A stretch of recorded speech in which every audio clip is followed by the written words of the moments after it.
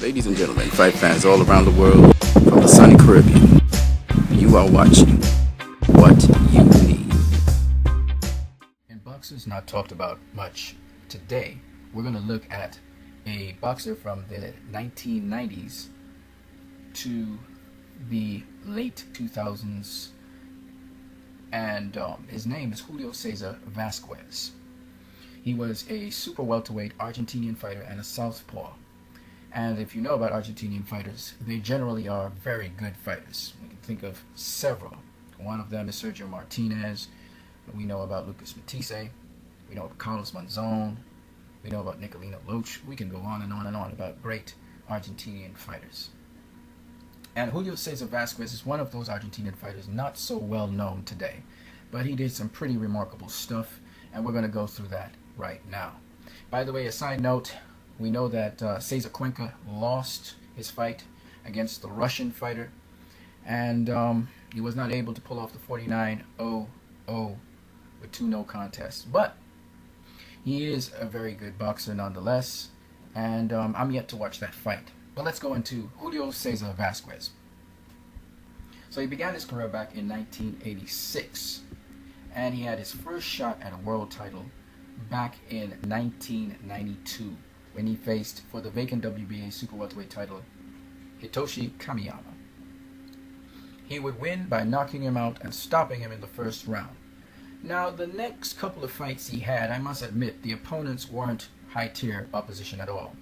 Aquilino Asprilla, who fought him in Argentina, though his record says 34-9-1, his record really doesn't typify the level of opposition he faced, which is why Cesar Vasquez was able to knock him out in the first round.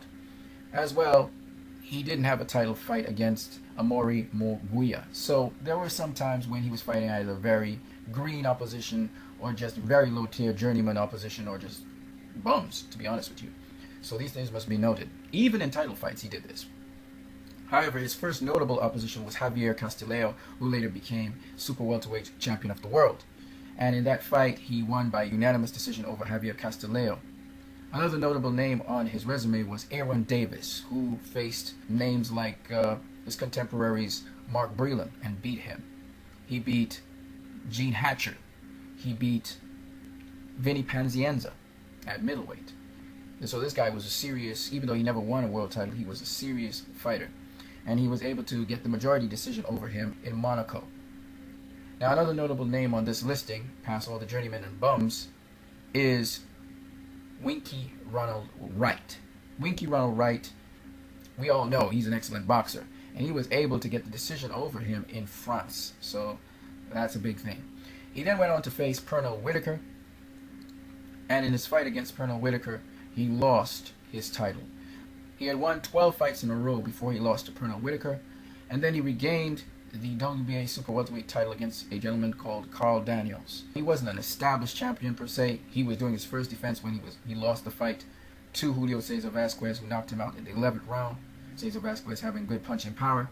Things kind of went downhill after that. He started losing a lot of fights and went back to his native country of Argentina, and basically he lost the remainder portion of his career, the majority of his fights there.